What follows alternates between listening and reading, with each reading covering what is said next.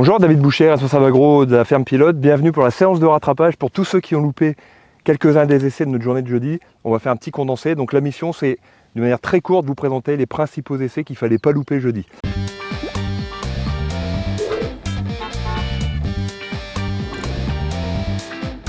On continue cette visite d'essai maintenant par les sipans. C'est assez rare de les voir à cette époque-là.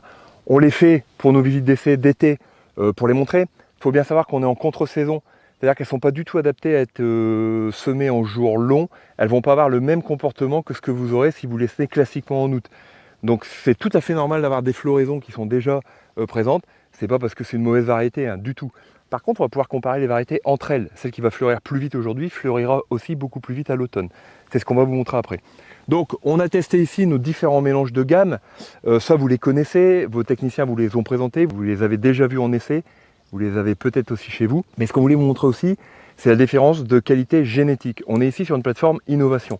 L'innovation, c'est bien entendu la technologie, c'est bien entendu le matériel, mais c'est surtout la génétique. On n'y pense jamais, mais c'est grâce à l'innovation des semenciers qu'on a aujourd'hui des sipans qui sont performantes, productrices en biomasse, en azote, etc.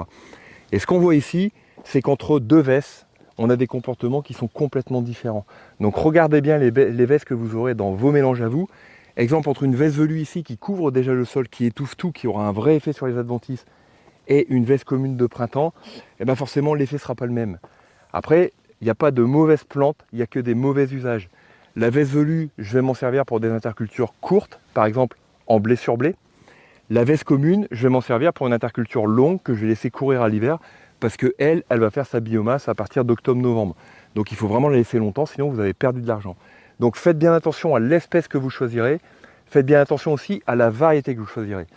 On arrive ici sur les moutardes blanches. Alors la moutarde blanche, tout le monde connaît, c'est un peu la farine dans le gâteau, c'est le couvert qui coûte pas cher et qu'on met pour diluer un petit peu les coûts, parfois même seul parce que ça coûte vraiment pas cher.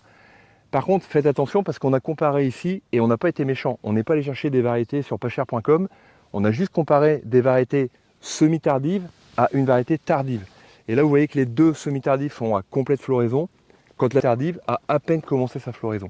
Donc regardez bien les variétés que vous choisissez parce que au final, vous aurez parfois des décalages de 2 semaines de floraison, c'est-à-dire 2 semaines de linification et 2 semaines de production en moins. Voilà pour cette visite d'essai virtuelle. Forcément, en quelques minutes, c'est impossible de tout vous raconter. Une visite d'essai, généralement, c'est 3/4 d'heure. Toutes les questions que vous aurez, vous les posez à votre technico carré. Et puis, à tout de suite pour le prochain essai.